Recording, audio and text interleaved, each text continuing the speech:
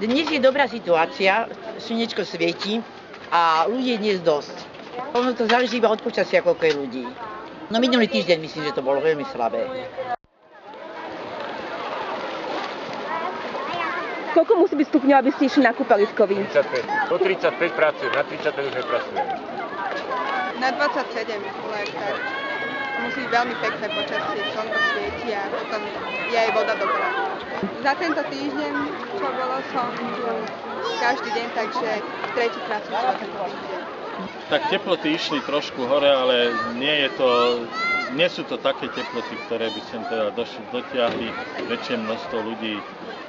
Čo sa týka tržby kúpalisk, okoľko vám v porovnaní s minulým rokom vznikol pokles? Neviem to v eurách hovoriť, zhruba tých 700-800 tisíc je menšia tržba proti minulosti.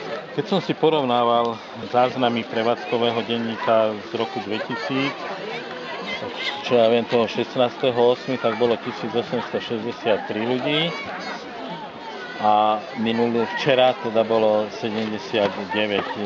Chcel bych tým len povedať, že tá sezóna v podstate by sa dala ešte zachrániť aj teraz, ale to jednoducho trošku väčšie teploty by museli byť okolo tých 32-35 stupňov. Keď je teplota už 3 dní po sebe 30 stupňov a viacej, tak jednoducho tí ľudia prídu. To je skrátka overená skúsenosť.